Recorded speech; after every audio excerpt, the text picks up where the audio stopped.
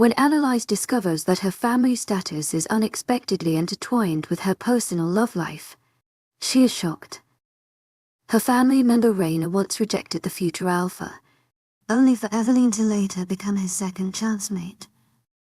Welcome to the Alpha's Love channel. If you enjoy this story, don't forget to subscribe and give it a thumbs up.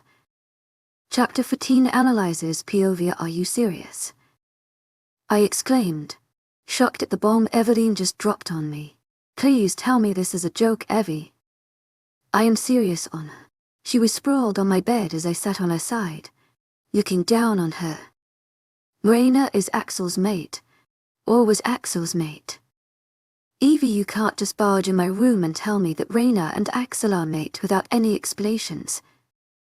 To my agent extraordinaire, Madeline Nobel, heartfelt thanks for your unfailing patience, enthusiasm.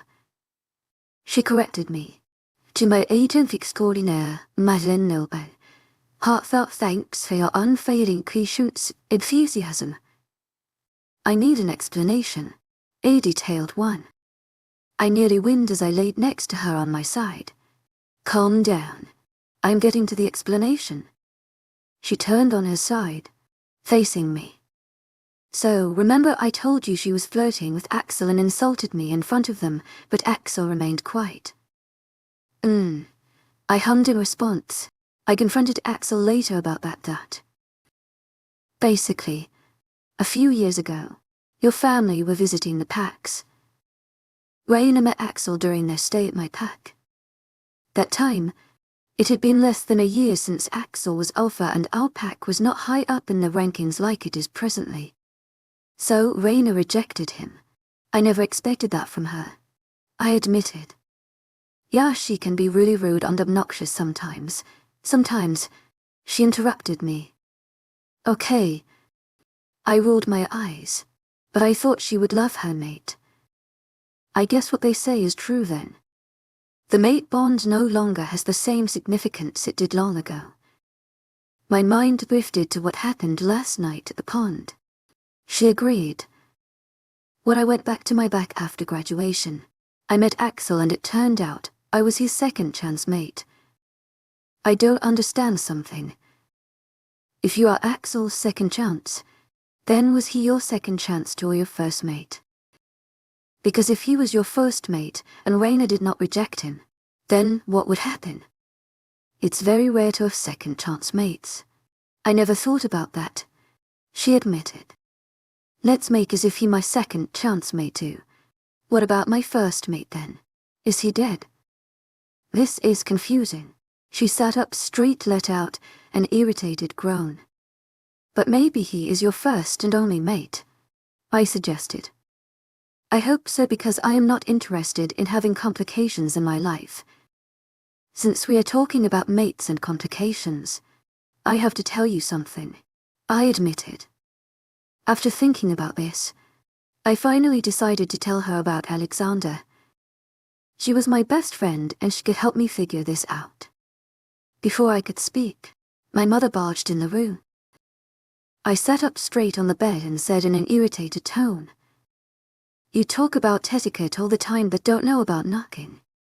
She was about to say something when she realized Evelyn was here too. Oh dear, I thought. Her voice came out soft and caring. I rolled my eyes. Drop the act. She knows everything. She looked taken aback for some time but composed herself quickly. You missed lunch. You know that it meant disrespect to the other leaders. Nobody actually minded, Honor. Evelyn reassured me. Luna, Evelyn, you are not familiar with the ways around here in the royal family, she said sternly. Oh well, go ahead, Your Highness. I would love to learn more about how the royal family treat their daughter.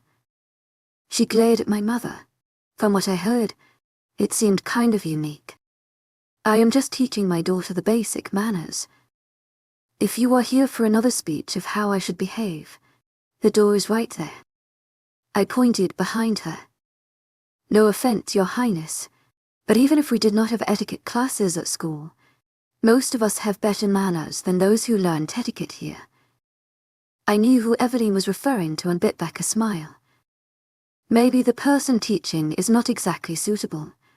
Thank you for your concern, Luna, my mother said with a fake smile. No worries, Your Highness. Eveline nodded, not letting my mother continue whatever she was saying. To my agent extraordinaire, Madeleine Nilban, heartfelt thanks for your unfailing patience, enthusiasm.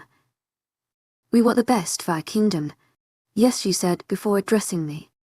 You are expected at lunch to discuss matters. I am sure your gossip could wait. Certainly. I gave her a fake smile. She turned on her heels and exited my room, slamming the door behind her, and both Eveline and I started laughing.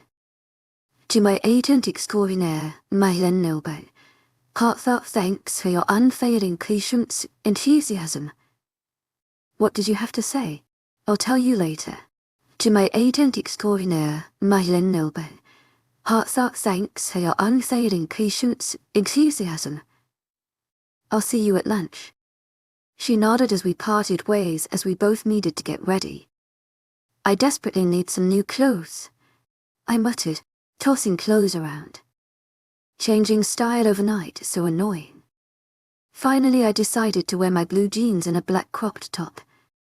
I threw on my blazer from yesterday's outfit and put on some accessories, did my hair and makeup, and finally left my room. Arriving at the hall, I released a relieved breath. I was not late. Since this was not an official meeting, everybody got to sit wherever they wanted, irrespective of their titles and power. My mother and father sat at the head, while my grandmother between the Queen of the Witches and Queen of Dark Angels. All three engaged in a conversation. Rayanne was seated next to an alpha I did not recognize, while Ivory interacted with the Sum of the Lunas. I took a seat next to Eveline, which unfortunately was also next to Raina. Thankfully, Rayanne did not say anything as I sat next to her. Thank God you came. I was about to murder your sister. Not caring anyone hurt her. You should have told me. I would have brought some popcorn. I laughed. Once everybody was here. They maids brought in the food, but I had no appetite. Yesterday's events were still fresh in my mind, and it only worsened my mood. On top of that, Crescent has not spoken to me at all since last night. To make matters worse, Raina decided to speak. Isn't that too much food for you? She whispered, laughing at her words. Thanks for the advice, Raina, but I don't remember asking you. To my agent extraordinaire, Madeleine Nilban, heartfelt thanks for your unfailing patience, enthusiasm. Not wanting to deal with her, thankfully she did not say anything further. What's wrong with you?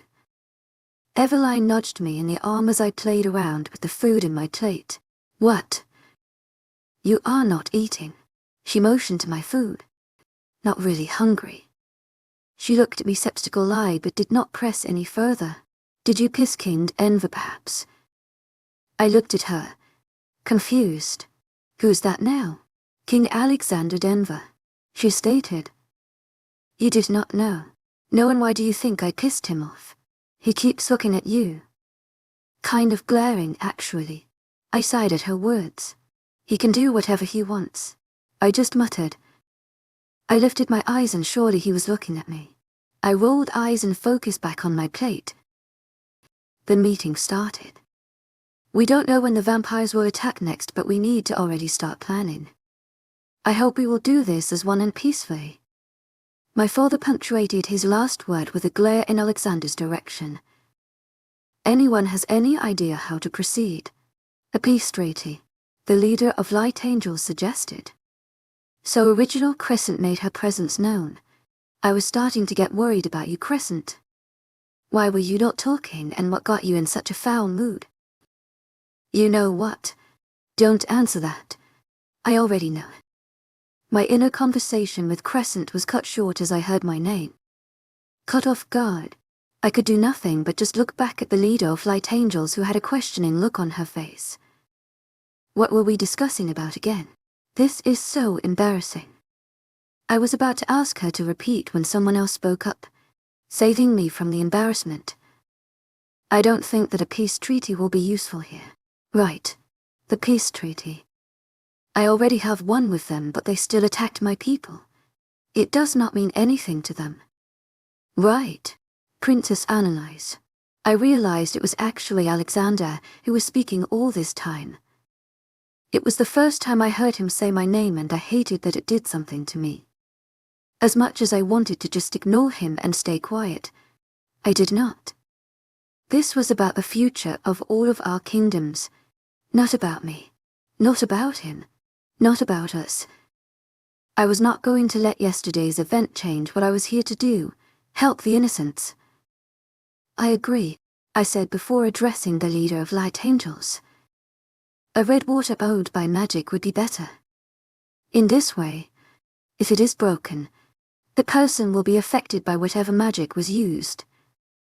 But the magic needs to be strong so that it cannot be broken by anyone, and of course, everybody should be willing to swear the oath. Judging by King Nox's actions, I doubt he would even consider this, much less swear an oath. Grandmother said, King Nox? I asked Eveline. Vampire King Honor. She said as if it was the most obvious thing. Are you sure you're feeling well? You look kind of lost. Yeah, I'm fine, I reassured her, focusing back on the discussion. What if attack them now? Ray Aunt suggested. They would not be expecting us. They infiltrated our castles without any of us knowing and killed our people. I reminded him. He is one step ahead of us, and if we attack right now, we will lose. I agree. King Tarsel supported me. They might be keeping tabs on us. They might even be observing us. Attacking them right now would be too risky and rushed. We should prepare ourselves. Alexander spoke up. Unlike Rayan, it did not feel like he was suggesting or even asking. He was stating, ordering the obvious, and he knew everybody would agree. Train our people harder so that when the time comes, we will be ready. It would be better if we would train them all together to ensure that everyone was on the same level. King Tarsel spoke up. But, if you don't mind me asking, Gabriel, is your castle big enough to accommodate around? Annoyed. My father did not let him complete his sentence. Yes, it can accommodate an army if needed. He stated proudly, and I wanted to laugh at how he fell into a trap. Well, I guess we found where we could train everybody. Alexander said with a smug look, while my father's face contorted in one of anger. Bring your best fighters here and we will overlook their training. As for the others, put someone you trust in charge of their training at your kingdom. When the time comes, they will be called here. My dad did not get to say anything as everybody agreed with Alexander. And remember, don't force anyone to fight, for this war will be brutal. My grandmother said. If you need anything, feel free to ask us. Everybody started leaving, and at the same time Crescent started whining continuously. I already knew why she was behaving like this. No, Crescent. I stood up and started leaving. Lizzie, please, she pleaded. Try at least once. Only this time. You heard him yesterday. She interrupted me. If you love me, please do it. I promise I will not ask you to do it again if he does not give us a reason. Crescent, you know I love you. She let out a low growl, interrupting me. If you don't talk to him right now, this will be the last time you hear from me. Crescent. I was speechless at her words. I stood there, conflicted whether to talk to him or save myself from further heartbreak.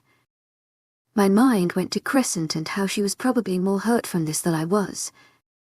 She was with me during my hardest time, and right now she was suffering more than me. I guess I could try it. Before I changed my mind, I turned around, catching Alexander's retreating figure as he left the room. Before I could lose him, I went after him. King Denver. I called out once I caught sight of him again in the hallways. Thankfully no guards were here. I started feeling nervous as my feet brought me closer to him.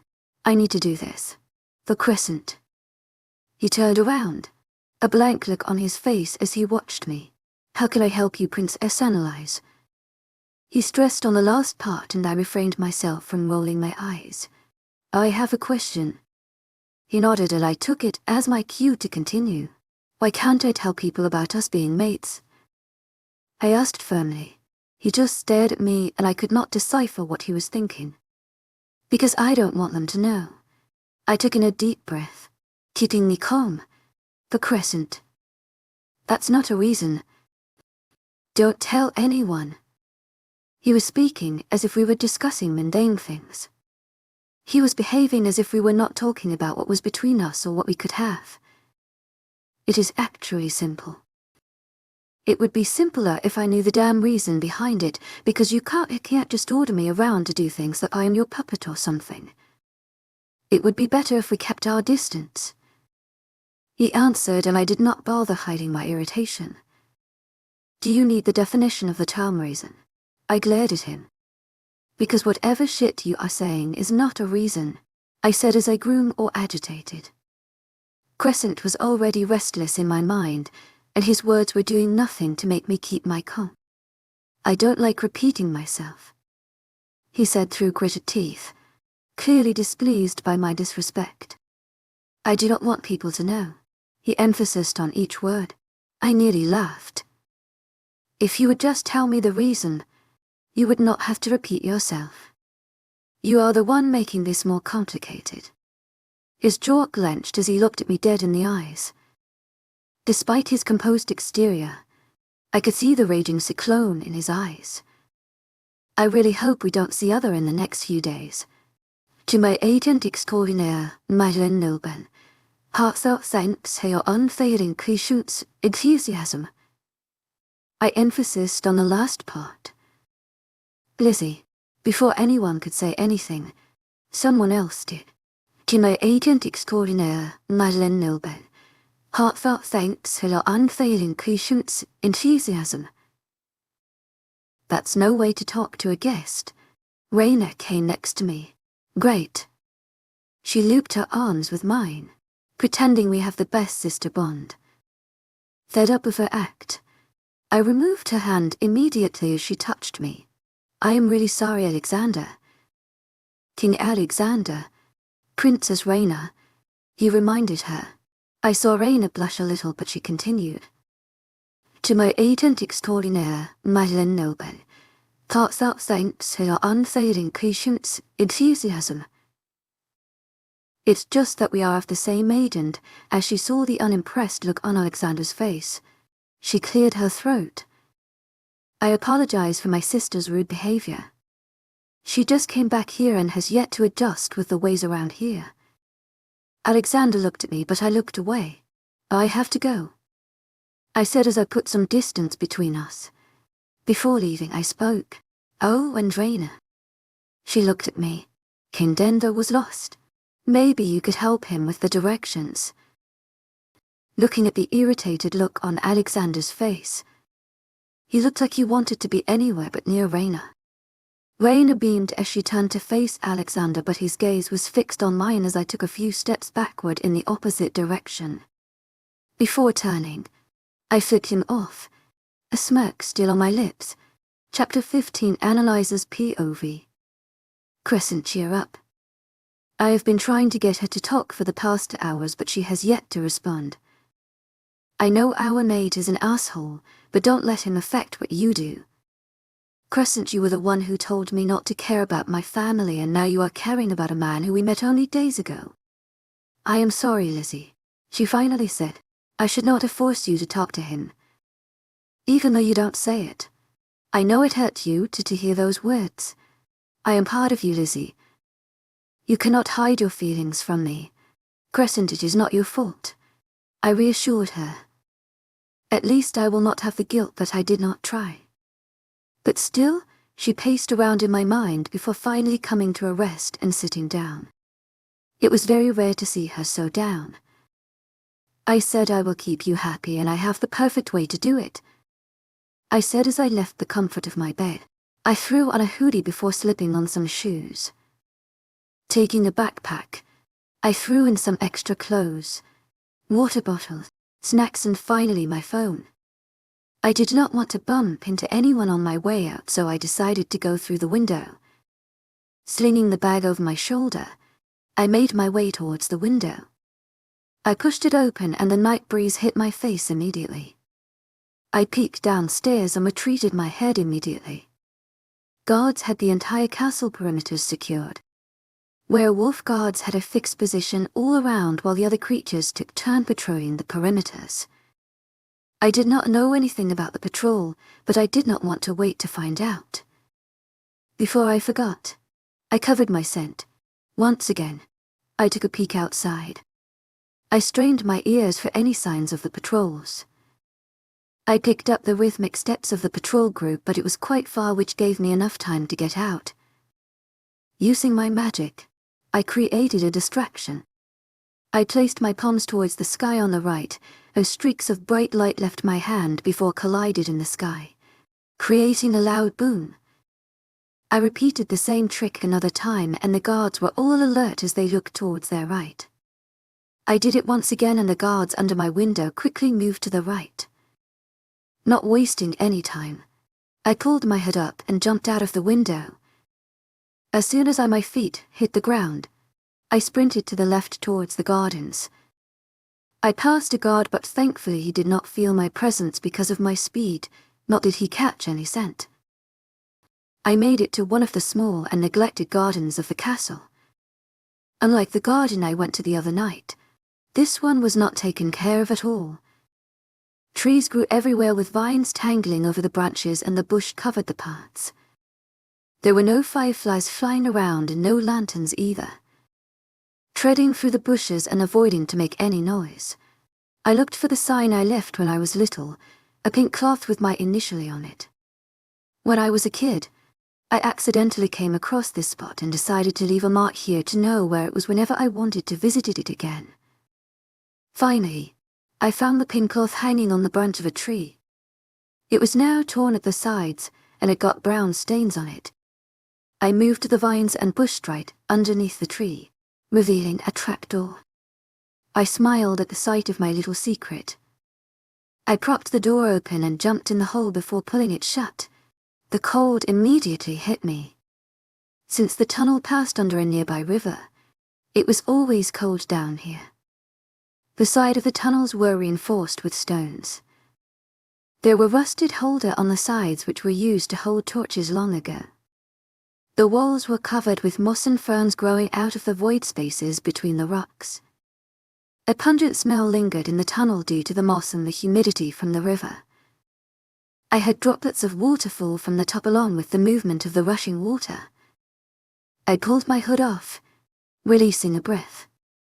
I felt like I was the little girl again who was just excited to have found something secret, doing something adventurous. To see properly, I lit a fire in the palm of my hand, letting float a bit higher. As I moved deeper into the forest, the sound of the water became even clearer, and I knew I was getting close. I saw the other exit. I let the fire in my palm die as I moved to the vines that blocked the passage. Once cleared, I stepped into one of my favorite places in the world. Well, Crescent said, and I could feel her happy again. Lighting another fire in my palm, I let it float up before separating it into four smaller flames and letting them float to the corners of the cave, providing enough light to see clearly. The place was a small underground cave. I loved to come here whenever I needed to be alone. Different crystals protruded from the walls, giving the whole cave a serene feel to it. Water from the river fell into the cave from a hole on the right corner of the cave, creating a small waterfall which created a deep water pool. The body of water was clear, surrounded by rocks and crystals. "This is great, Lizzie. Thanks. It's not over yet, Crescent." I turned to the other side where there was another passage, this one leading out of the cave into the forests. Outside, the dense trees prevented us from being seen by anyone. Even though we were pretty far from the castle, I did not want to be seen. Can I run? Why do you think I came here? I stripped out of my clothes before shifting into my black wolf, with silver eyes. Wagging her tail, Crescent started in a slow walk, taking in the surrounding before starting to walk briskly. After finally getting used, Crescent went all out and used all her speed and ran, avoiding several branches here and there. Everything around us passed by in a blur as Crescent let out a howl. The wind caressed her thick, silky fur as she ran, her movements quick and light. After running for another hour, she finally started walking back to the cave. However, she stopped as we both felt the presence of someone else in the cave. She sniffed the air and caught a familiar scent, but I could not put a name on it. Shift Crescent. I was back in my human form. Muttering a quick spell, I got my clothes on me since I forgot my bag in the cave. I approached the cave carefully, careful not to make any noise. I entered the cave and stopped dead in my steps. Grandmother, to my £8.17 heartfelt thanks for your unfailing patience, enthusiasm. Surprised. She was sitting next to the pool, her feet dipped into the cool water. I was waiting for you. She patted the space next to her. How did you know I was here? I asked her as I sat next to her, bringing my knees close to my chest. I know a lot of things, Annalise. I just hummed in response, not knowing what to say to that. So why are you here? I asked awkwardly. I need to talk to you. She gave me a small smile.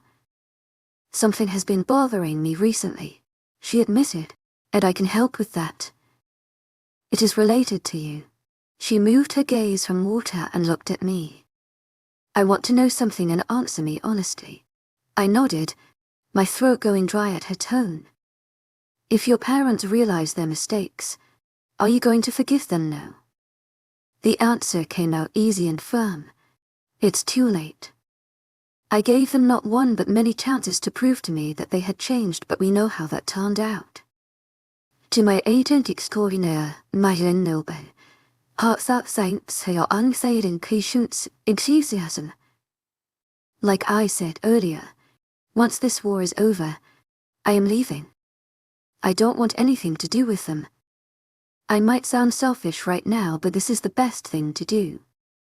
I don't want to waste my time trying to change them or acquire their love and just obtain pain in return. I continued, and even if they do change, what will be the whole point if they end up breaking the entire before that happens? The decision I took is the right one and the best. I will not let anyone convince me otherwise.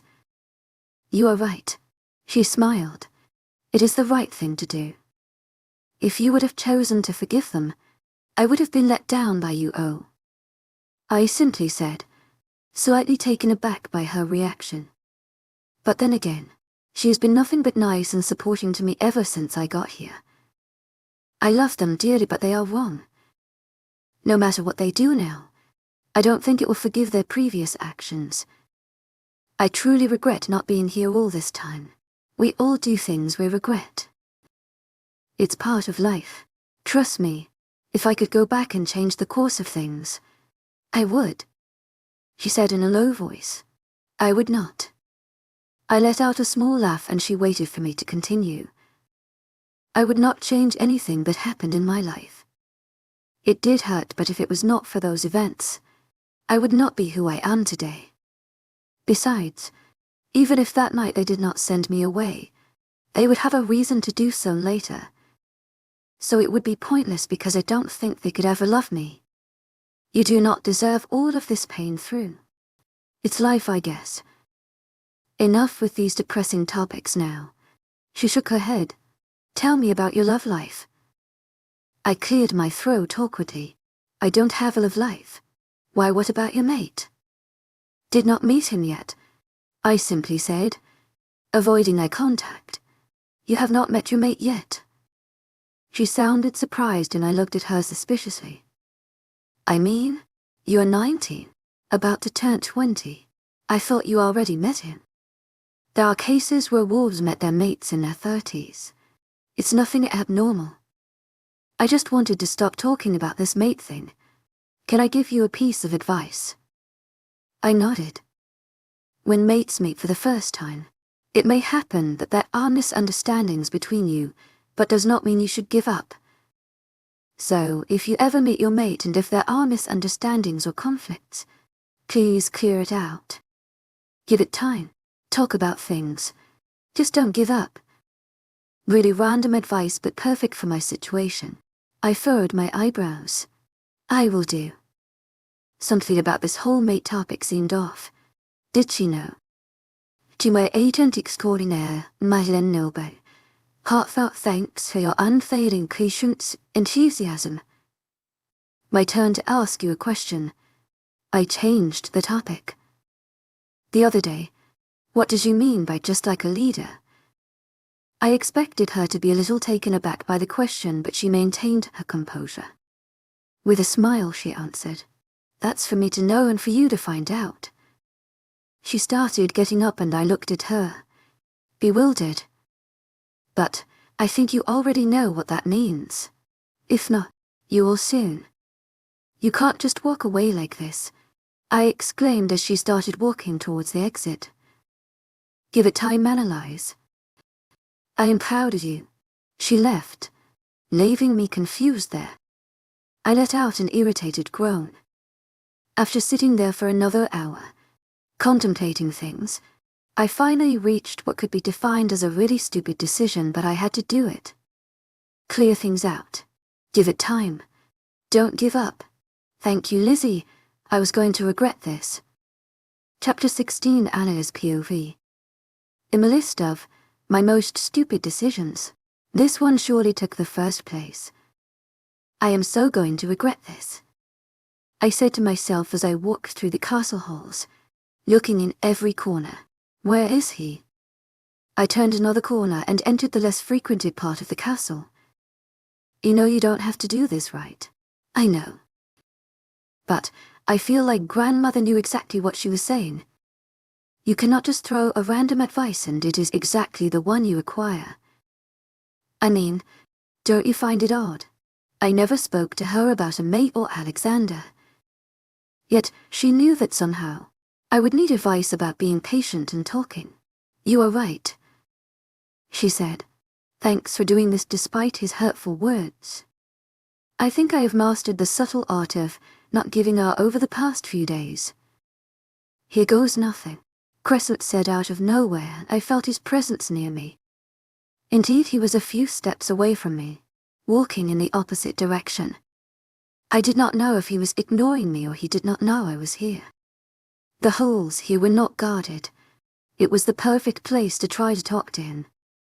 I took in a deep breath, calming my nerves and my mind before I used my werewolf speed. I was behind him in no time and I pulled him into one of the vacant rooms in the hallway. My hands were on fire as sparks went off between my palm and his arm. The touch was electrifying as it spread throughout my entire body. I realized that it was actually the first time I have touched him, and this was definitely not how I expected to feel. The first step I took in the room, he turned around, getting free of my grip. Both his hands closed around my wrist as he backed us up to the wall behind me. He held both my hands above my head in a tight grip as he glared down at me. For a split second I saw something flash in his eyes, but I could not decipher his emotion. Was it because the sparks? Was it because he was pissed after last time? With a swift movement of my hand, the door locked next to us, but he did not realize it since he was busy glaring at me. At that time I was thankful of my werewolf genes, due to which I was tall. I was not short with my 5'9" height, but he towered over me with his 6'4" height. As much as I liked feeling the sparks, I spoke up. You know you can let go of my hands, right? He let out a breath as he released hands, taking a few steps backwards and putting some distance between us. I don't have time for this, he said under his breath, irritated as he moved past me towards the door. He looked like he wanted to be anywhere else but here, and I did not doubt that.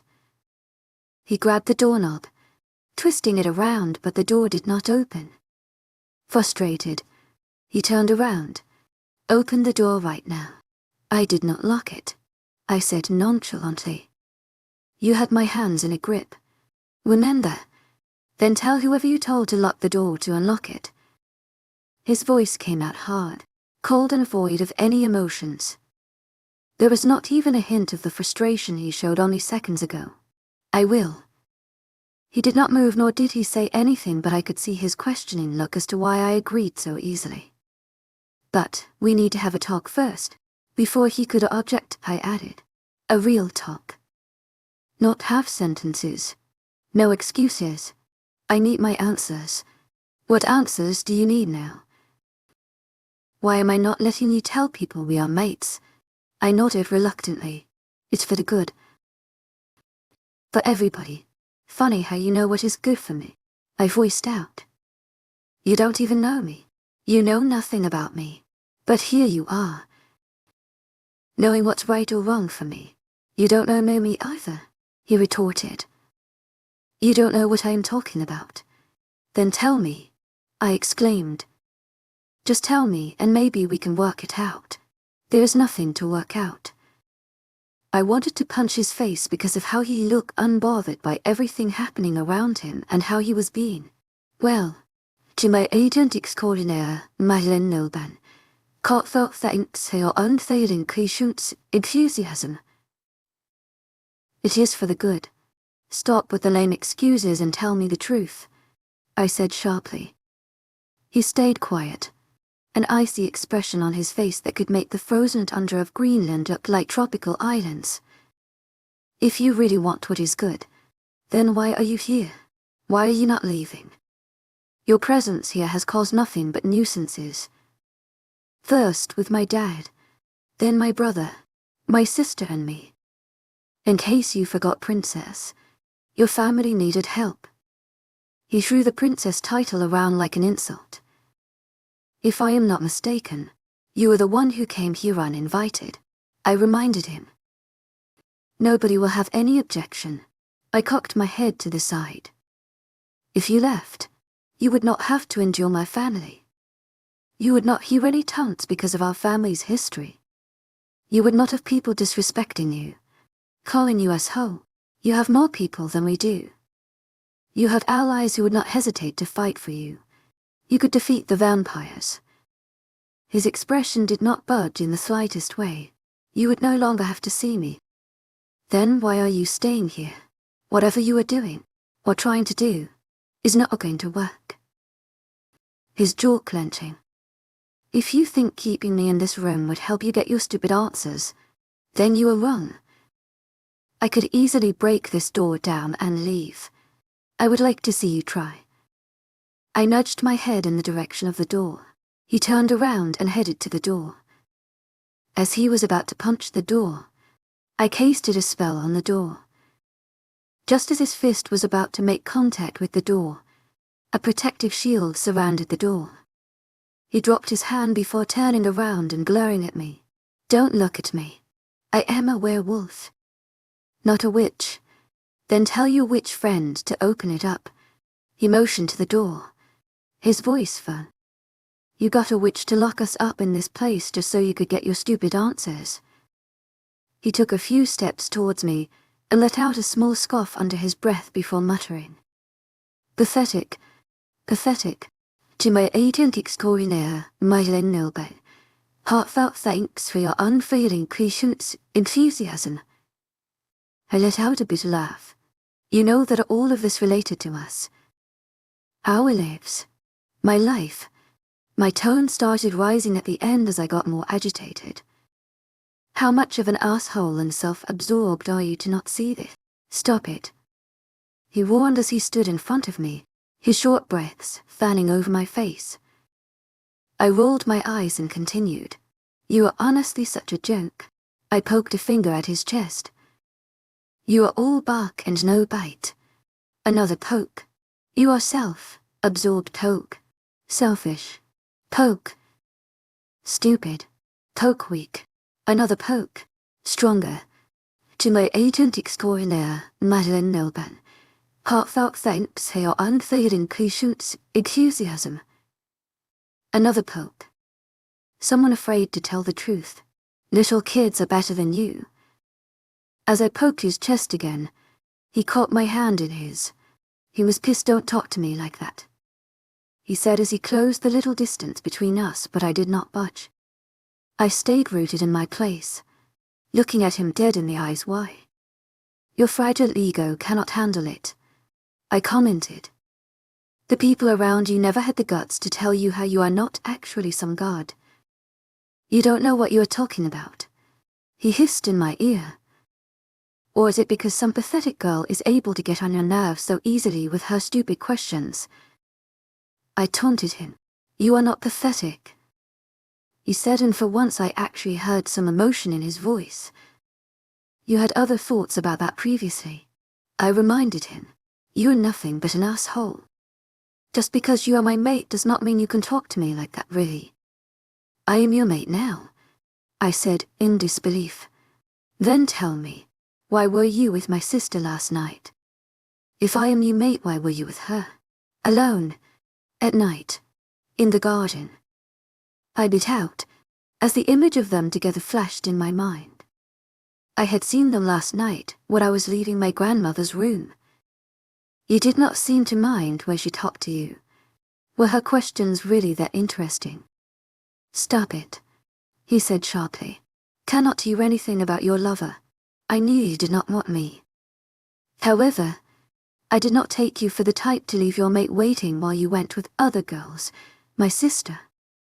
It's not what you think it is. Explain it to me then. Or was it because it was for the best?" I used his words against him. He did not answer. "I am giving you a chance to explain yourself. Just tell me now, or it might be too late when you actually do." He passed a hand through his hair, letting out an annoyed breath. "I already told you what you needed to know. Why are you acting like this?" I shoved him in the chest, but he stood rooted to his place. "It is infuriating, for God's sake."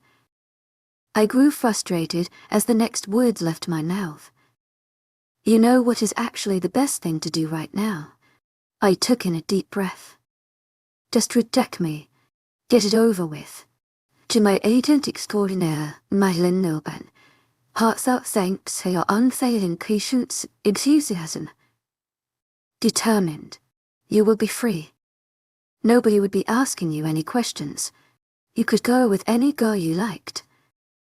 You would no longer have a pathetic and stupid girl bothering you. I've had enough of you now." He gripped my upper arm, pulling me close to him until our faces were centimeters apart. His blue eyes held a fire in them, a fury, and he looked to be having an internal battle with himself. "I will not reject you," he said slowly, as if he was letting the word sink. "I am not interested in your sister." He did not let me speak. "You are not stupid nor pathetic." Sounding defeated, I was surprised when he leaned down, resting his forehead on mine. "Never say that again, please." My entire body tensed at our close proximity, and I realized how much I'd actually wanted this. How much I wanted to have a mate, someone to love me and care for me, be by my side, support me, be my safety net for when I fall. "Why are you acting like this?" My voice came out as a whisper. I removed his hand and moved a few feet back. As much as I wanted this, I would not allow him to just play with my feelings like this. If he wanted me, he should just man up and say it, and if he did not want me, then reject me. One time you act like you don't care, then you act like you care. I don't want all of this. It was my time to sigh.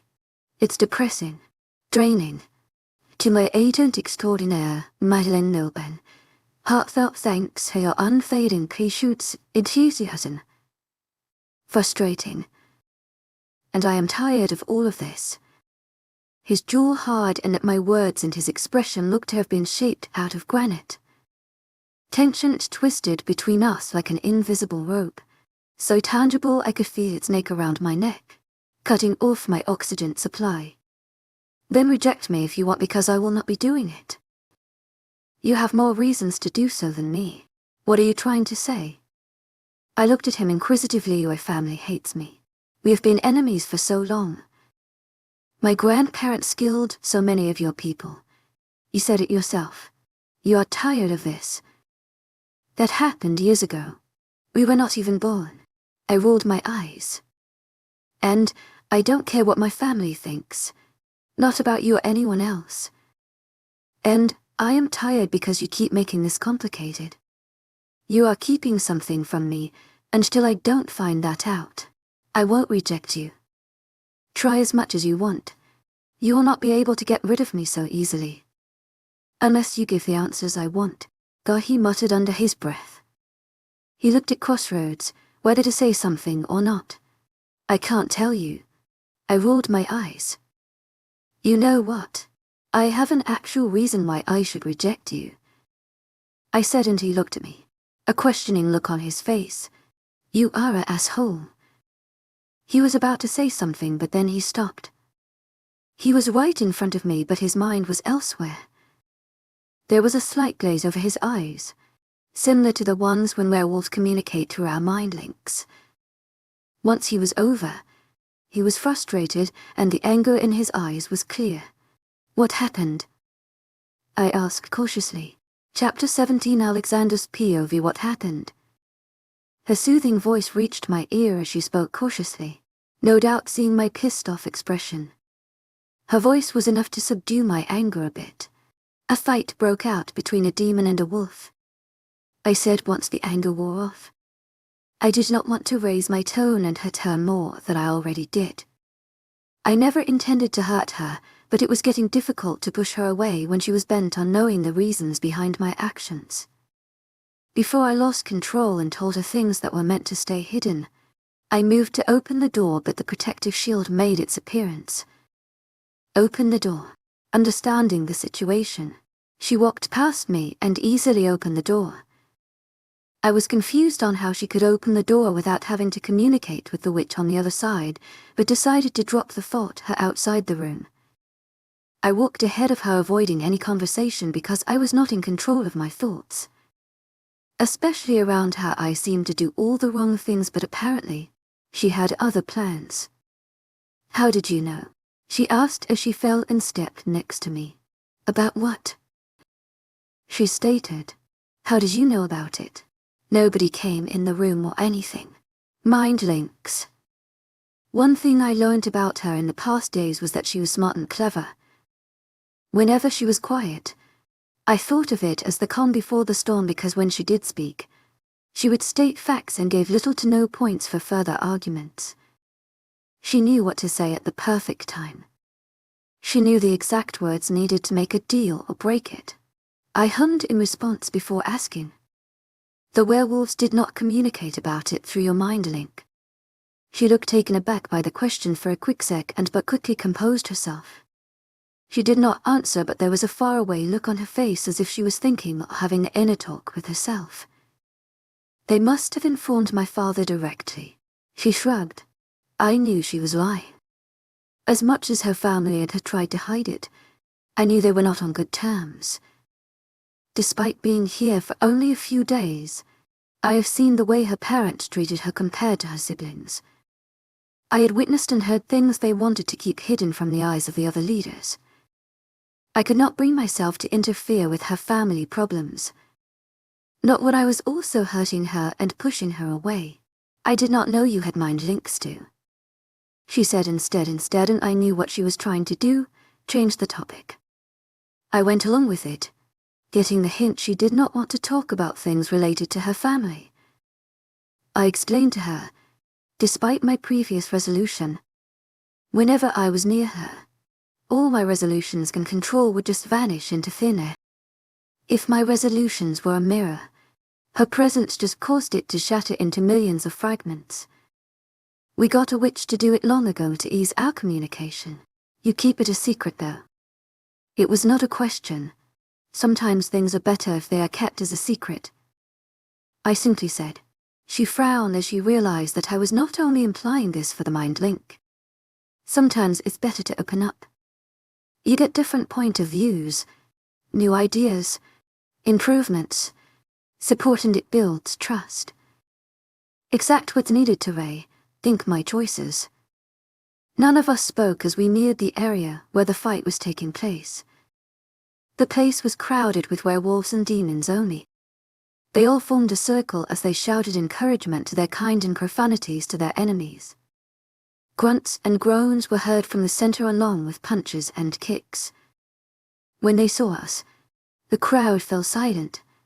To my agent extraordinaire, Madeleine Nilben, heartfelt thanks for your unfailing patience, enthusiasm, allowing us to walk through. Indeed, there was a demon and a werewolf fighting, but they were too caught up in their fight to register what was happening around them. What is going on here? My voice echoed in the room and the circle became wider as they stepped backwards. The two fighting froze as they looked in our direction. They scrambled from the floor as they stood in front of us next to each other, heads bowed down. The werewolf guard had a busted lip and his uniform was torn here and there with dust covering parts of it.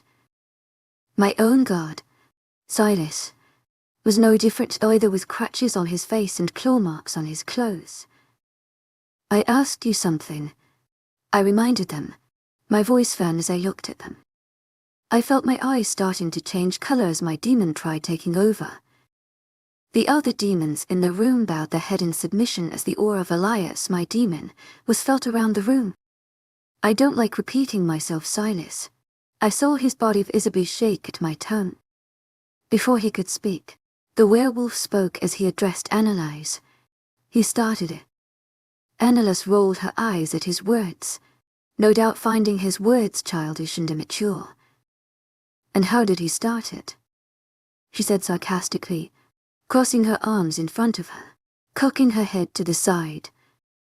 Princess, he started by calling me names because I was of a lower rank than him, he explained.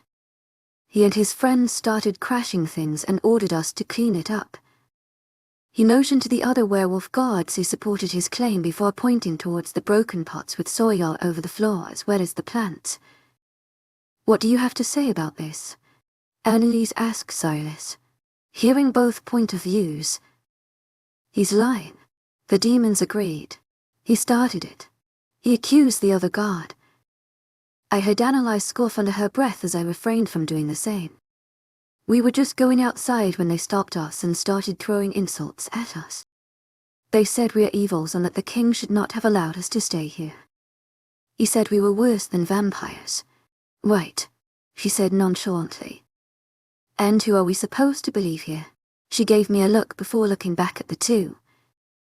I would not lie, princess, the werewolf exclaimed. All these demons are the same. They are lying, princess, and they want to hurt us. Annalise threw a side glance at me. Your Highness, I would not lie, Silas said, his eyes pleading as his eyes darted between me and Annalise. Ask anyone here and they will tell the truth. As soon as the words left his mouth, the crowd started expressing their opinions as they shouted. Everything they said contradicted each other, and soon the whole place was a mess. The crowd that was expressing themselves verbally had started expressing themselves physically. Both sides clashed as they kicked, punched and clawed each other while shouting profanities. Are you kidding me? I said under my breath at the scene. I could see Annalise getting agitated next to me as she fisted her hands as hard, and her jaw was set tight. She was taking in deep breaths as she tried to keep herself under control, and I saw the subtle change in her purple eyes as they started glowing the slightest. I remained quiet as I watched her, knowing very well that this was one of calm before the cyclone moments, and I also loved hearing her speak with confidence as well as her snarky comments. Stop it. All of you get away from each other. Right now. I knew she would have an outburst, but this was not what I was expecting. Her voice came out firm and strong, firmer than I have ever heard. The presence of her wolf could be felt in the room as when she spoke. It was two voices combined together which resulted in her using her commanding voice that could easily be on the same level as the other leaders. Regal Ines radiated from her as her intimidating aura spread across the room. Her authority could be clearly sensed around the room as the fighting stopped and the room went completely silent. Only their ragged breathing from the fight was heard. Looking around, I saw the werewolf guards submitting to her, their necks bowed in front. Looking on the other side, I was stunned at the sight. All the demons were also submitting to her, their neck bowed. I looked to my side, seeing the surprised and confused look on Annalise. She looked at me, unsure what happened and what to do next.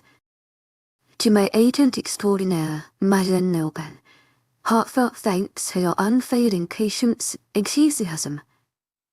Proud and impressed smirk touched my lips before I hid it. She looked away from me, back to the crowd in front. You can stop now. She used her normal voice and everybody raised their heads. I met the eyes of several of my people who looked at me with a questioning look mixed with confusion. Now that I have your attention, let's get one thing clear, she said firmly. I don't care what happened or who started this fight. The only thing I know is that the next time you get in fights, not only among yourselves but with the others, there will be consequences. Get one thing straight. You will be seeing a lot of each other whether you like it or not. So keep that in mind and act like grown-ups instead of a bunch of immature. She paused, letting her words sink. Am I clear? They all looked down, staying silent. To my agent extraordinaire, Madeleine Nobel, heartfelt thanks for your unfailing patience, enthusiasm. Am I clear? She used her commanding voice again, and a chorus of yes was heard from the crowd. I felt a strange sense of pride growing in my chest at her. Good. Get back to what you were doing, she said before turning on her heels and leaving. Way to be on time, I heard her say sarcastically. Turning around, I saw Gabriel with the rest of his families heading this way. Seeing them, I also left before another fight broke out. Only this time it would be between me and Gabriel. She's hot, Elias said as I headed towards my room. You are stupid for not wanting her. Elias, you know I want her, I reminded him, but we cannot have everything we want in life. You know very well I can't be with her. You don't know about that, he retorted. You never tried talking to her.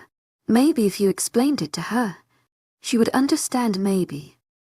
Maybe not. He did not say anything further, knowing where this conversation would lead to again.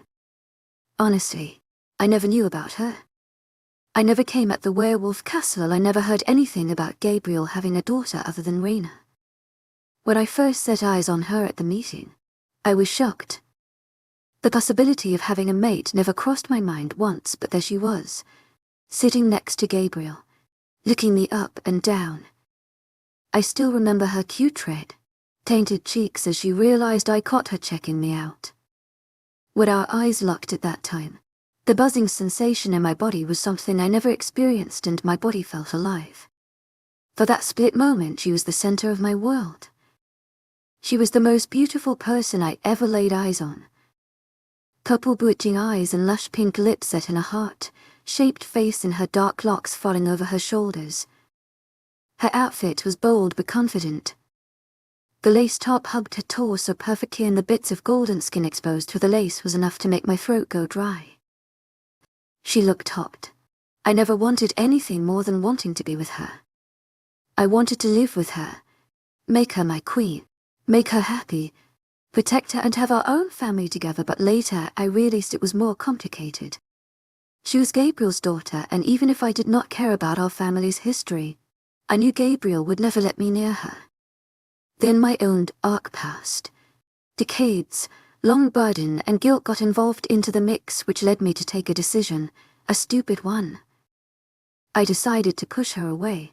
Ever since I made that decision, everything went downhill. I thought I would have control over how things would turn out, but I was in for a surprise, for Annalise was not one to just obey orders. The night of the party, I had heard what Raina had said to her. I wanted to go comfort her but decided against it, another stupid decision. I went and hurt her more. What I had in mind was simple. Tell her not to tell anyone about us. Keep distance between us. In the meantime, I would try to figure out what to do. But then, Annalise Royal was a tenacious woman. Not only would she not agree to do what I said, but she would also need answers and reasons. As much as I wish I could provide her with both, I could not. I already had an idea that this would be hard when she destroyed my blazer, not to mention smiling after doing so. As time went by, it became harder to keep my feelings in check around her, especially when she would try and talk to me. Around her, I had no sense of what's right or wrong. I was not in control of my feelings, of my thoughts, of my actions or my words. Being desperate to keep our distance, I hurt her a lot. I would shut her out. I hated hurting her, her wolf and Elias, but I did what I thought was right. I would rather she view me as someone mean or asshole, as she said, rather than the monster I was under my mask. Then again, she was bent on knowing the truth and would not hesitate telling me exactly how she felt about me. About my actions, she was one of the few people who pointed out my flaws and mistakes. I loved to hear her voice, even if it were profanities or at meetings. What I hated was seeing her broken, especially if I was the reason behind it. And as much I hated to admit it, I did hurt her. Even if she would not show it, I could see it in her eyes when she would look at me. I hated to be the one having to break her hope of us being together. Despite everything, I really admire her, her humility, intelligence, and honesty. She is resilient, genuine, independent, compassionate, supportive, and strong-willed. The way she holds herself, her self-confidence, makes her really attractive. She may not know it, but every day, with her little snarky remarks, her facts, her questions, and her simple words, little by little she is breaking all the walls I have built over the years.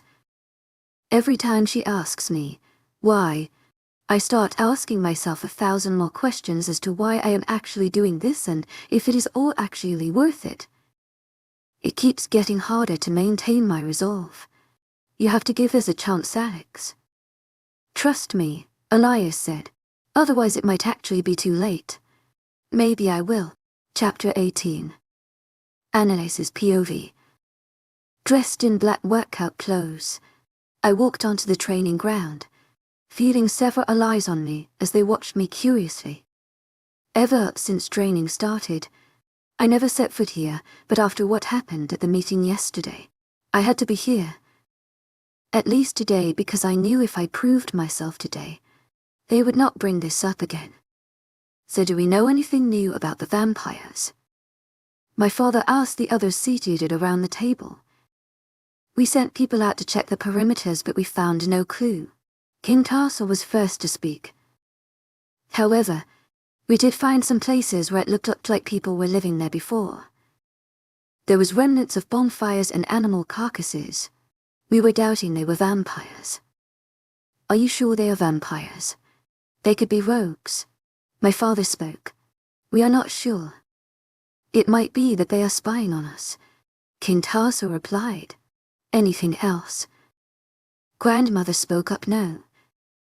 The nearby packs have not reported any sighting of vampires or any suspicious. My father's second-in-command spoke.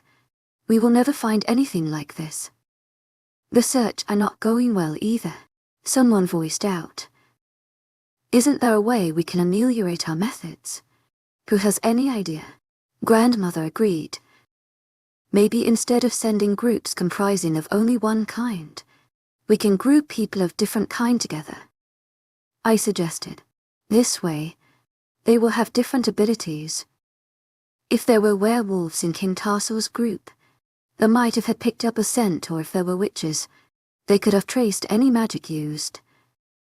That could work. Grandmother agreed, as well as the others. We will create new groups for the search, a leader said, and I nodded. Since this is done, let's talk about training at the palace. Father intervened. It's been some time now since training at the castle started. Alexander, King Tarsal, and the leader of witches were responsible for the training. The best part is that all the creatures trained together. They taught each other new tricks, all the while improving. They might now realize this, but by doing so, they are actually creating a bond between them. It was one of the main reasons Malcolm forced me to train with the others at school. Unfortunately, I was not following his advice here. I never trained with the others because Ivory, Raina and Ray N were all training there. We would never form any bond. We would create rifts between everybody. If the others saw us, a family, fighting, why would they bother forming a bond with their enemies? I have mostly spent my time at the cave, going on runs in the forest while training Crescent and practicing my magic. My training at school might have been short, but it was surely effective. Speaking of training, we have not seen you at all analyze. I looked at Ray, and he was looking at me with a little smirk. I felt everybody's eyes on me as they awaited an answer. I did not know what to say since I actually had no answer. Before I could say anything, Grandmother spoke up. I have been training her, so don't worry. I let out a small breath as I gave her a thankful smile. But how do we know if it is the proper training? Raina asked, smirking at me. Do you doubt my skills, dear? Grandmother questioned. Oh no, she replied quickly. I just want to make sure that my sister is going to be safe once the war is actually here. I nearly scoffed at her words. Why don't we test you? Ivory spoke up, and I glared at her. What is their problem? Crescent exclaimed. You can fight me tomorrow, Ray Aunt suggested. This way we can know about your abilities, and I could also help you improve if needed. I rolled my eyes at his fake, caring voice. He really thought he could easily take me out. We can see your fighting skills and your wolf's abilities with this. The color drained from my face. I was not going to shift in front of them. Everybody would ask me questions to which I don't even know the answers. I said nonetheless. I was confident in my skills. Even if I was not in my wolf form, I could take Rain out. He smirked at my response as if he won already. Tomorrow meet us at the training ground then, sister. When he said us, I already knew there was a crowd there. If he thought he could defeat me, of course he would do it in front of everybody so that he could gloat. I headed towards the center where training was already taking place. I recognized King Tarsal and Alexander training a group on one side while the witches practiced magic on the other side. I was about to go look for Ray and for the fight, but I froze in my spot. Alexander and King Tarsal were sparring, teaching the others a few techniques. The reason why I was shocked was his glowing eyes. Usually, every leader has a distinct eye color from their kind. For us wolves, the king had golden eyes and the other wolves had yellow eyes with brown line encircling their pupils. Even the leader's mate does not have the same eye color. Only the leader's firstborn, his successor, got the same eye color since he would be the next leader. Just like every other supernatural, the leader of demons had a different eye color than the others. Demons had black eyes, but their leader had silver eyes just like Alexander's. The odd thing was that I also had silver eyes when my wolf tried taking over when I shifted. It was not like my eyes were brighter or dull. They were exactly the same. How is this possible? I said to myself. Crescent. She did not answer as I looked at Alexander, dumbfounded. My life really did break every stereotype out there. I was broken out of my trance when Evelyn came next to me. What are you looking at like that? King Denver. I shook my head. No, just looking at their technique. Honor, is there something you should tell me? Last time you were about to tell me something, but then your mom interrupted us. Realization dawned upon me. I had totally forgotten to tell her about the whole mate situation. Thanks for reminding me. I looped my hand with hers as we walked to the other side. But not here. Meet me in my room later. To my agent extraordinaire, Madeleine Nilben. Heartfelt thanks for your unfailing enthusiasm. Best of luck. I know you will kick his ass. I have seen you fight Andre and not know that he dug his own grave. I shook my head at her comments. I have a feeling that it is not going to be that easy. I know he underestimates me, but my guts tell me that there is something else that is going to happen. Well, whatever he does, he cannot do it during you two will be fighting, since there will be rules set by others, and I doubt he would break those and risk being looked down upon.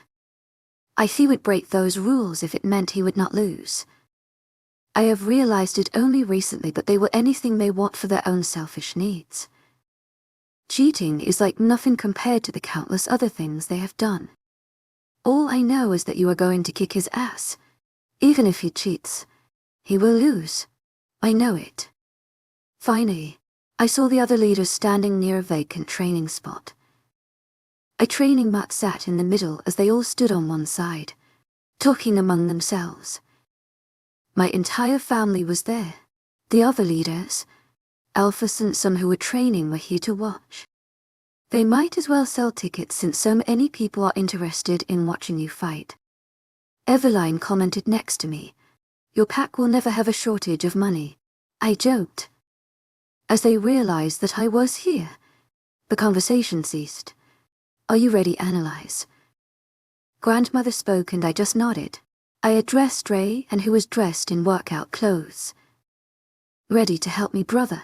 I gave him an innocent look. "Let's go." He walked past me onto the training mat. I followed him, and everybody else stood around the mat, watching the scene unfold.